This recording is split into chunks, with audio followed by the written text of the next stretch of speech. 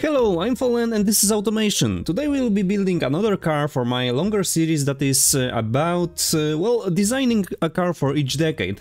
They are mostly Eastern Bloc inspired, for now at least. Cause right now we are getting into the 80s and, next up are the 90s, so that's the time after the Eastern Bloc has fallen, so there will be more and more inspirations taken from the West. Anyway, if you haven't seen the series, I highly advise you to do so, cause, these cars have a lot in common, in short. It is evolution from the 40s to 50s, 60s, 70s and now 80s. Hopefully I will be able to keep the characteristics going. What I had in mind for today's build was, body from the 80s, that is the sedan. Let me find it.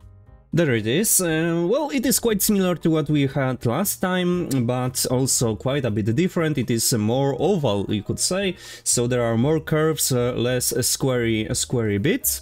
And I have to say it looks kinda like Ford Cosworth, so yeah, we'll be working with that.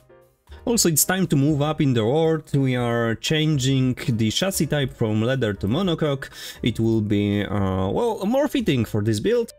And I think it will be a good idea to bring the rear-wheel drive back into this one. It looks like we might not be able to make this car rear-wheel drive, judging by the graph here. No idea why, we will see about that. Though, for sure we won't be fitting any big engine into this chassis, cause, inline 4 barely does fit. So maybe we should roll with V6, 60-degree V6 that is, and let's try making it efficient. Yeah, as you can see, the naming precedes, the actual capacity is exact same as the model name. That is how we are rolling with this brand. For now I am not going with anything fancy here, we'll be changing that later. And single point EFI should be fine in terms of fuel system. I rarely pick the compact intake in my realistic builds, cause it is quite a bit too restrictive in my opinion for a realistic build, so it's much better to go with standard mid or low. The only use case I would see for the intake to be compact is when you really want to change the engine for wars.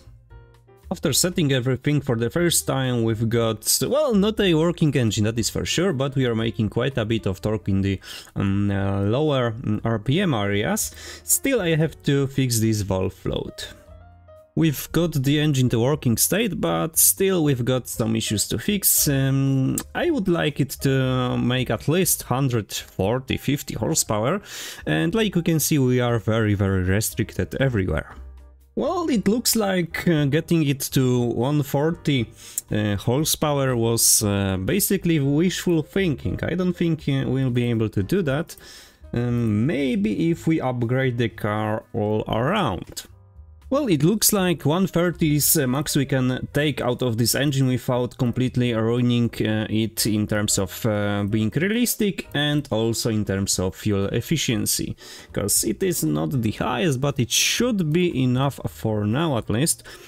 So yeah, I guess the engine is done and we can move on to designing the body. The trim here is quite simple, not much to change, but I like the overall looks of it. Now we should do the body paint. The question is, can we do the two-tone here like we did on the last one? It seems we would be able to do so, but I don't really like it. I guess we should keep the middle trim in color of the body.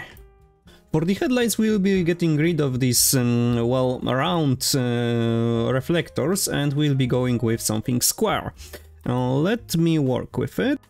And after a while we end up with something like this.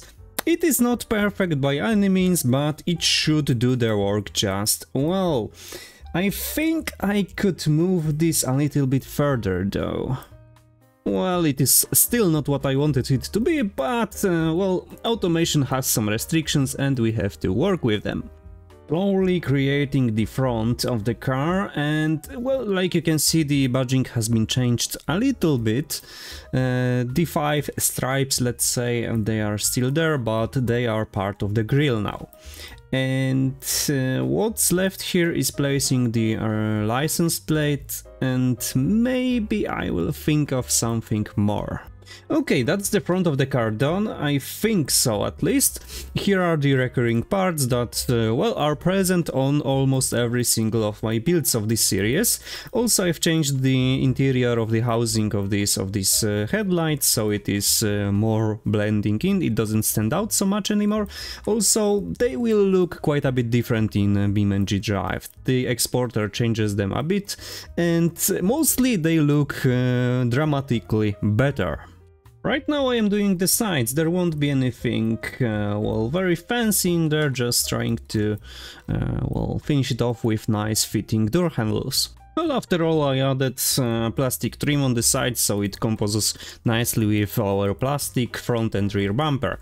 Now, well, we are closing into the rear end. For this one I've got a general idea on what I want to do in the rear end, so yeah. The headlights will be pre-made, per usual for the rear ends of mine, at very least, and there will be some more blending included. The rear end is slowly coming together, as you can see I used the exact same pieces on the front, so it is looking quite similar. Well, other than that, this light will be basically a reflective light. So with this setting it shouldn't give any light with by itself in BeamNG Drive. What's left here is some badging. I need to place the exhaust. We've got double exhaust, remember? And well, I'm thinking about giving it a little spoiler here.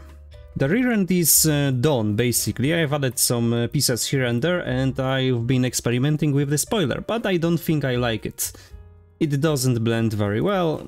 I think this car looks better without it.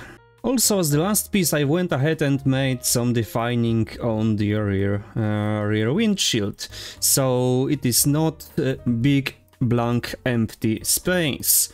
Right now we should move on and do the interior, and well, there will be only tuning left for this car.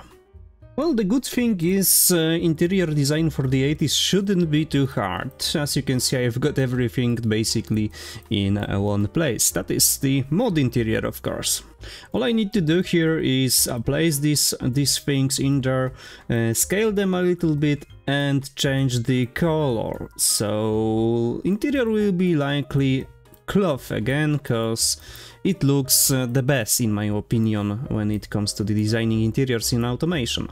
Yeah, so you just pick the material you want to change, the place of the material, then you scroll down, pick the cloth and whatever color you need.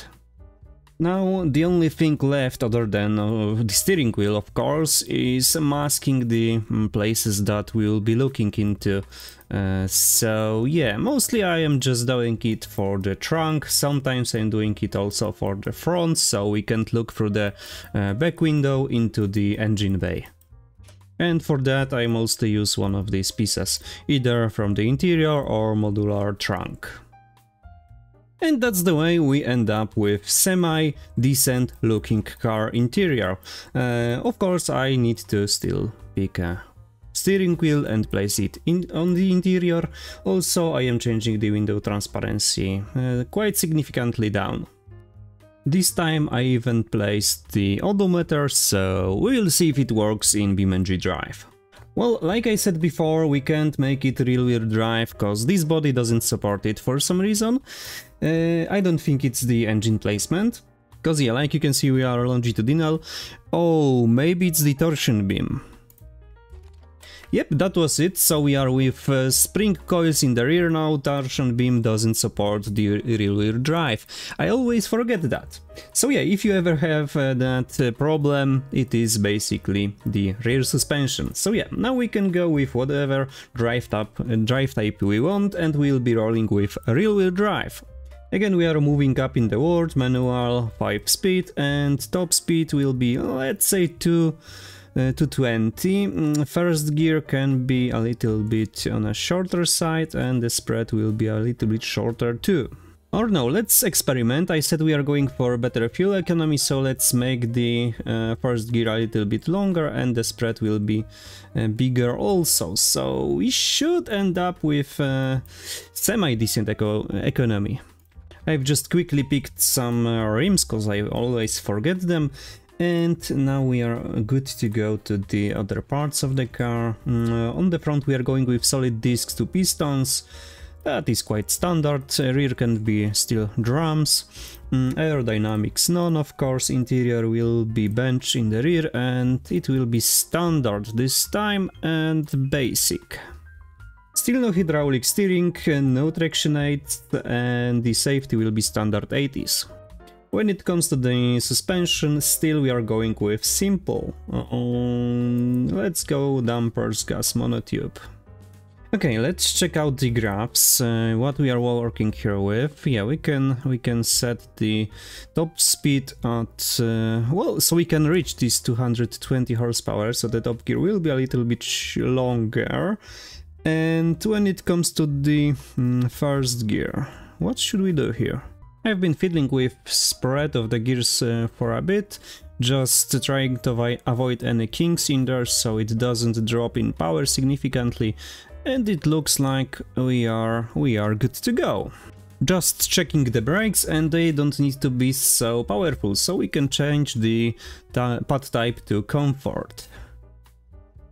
That's quite neat. We've got almost 50-50 weight distribution, so if I ever wanted to make this car into a rally car, it would be possible, and it would drive very, very well, I think, at least. So that's the finished product. We are on the 130 horsepower, a bit over 1000 kilos, and well, hopefully it will drive just well. Maybe it will be even driftable, but I don't think so, not with this gearing I've set here. But remember, we are experimenting. Quickly checking the fuel economy, I guess it should be in line with whatever it was in the 80s, even lower than most of cars in the 80s, I think. So yeah, that's all for the automation part. I will be exporting the car now. See you in BeamNG Drive.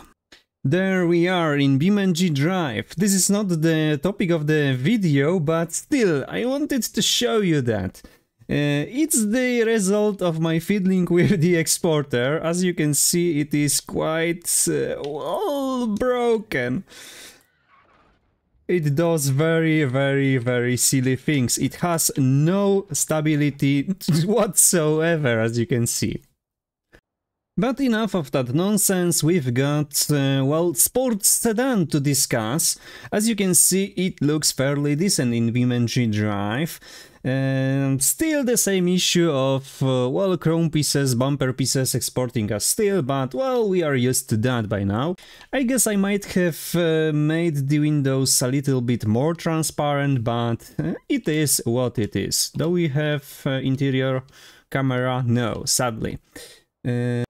Now let's see how it sounds. Let's hear rather. Well, it definitely sounds like a V6.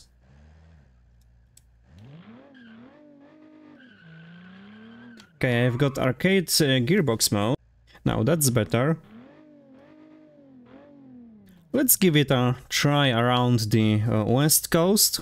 Maybe we should see how my gearing works with this one. Remember, I was experimenting with it.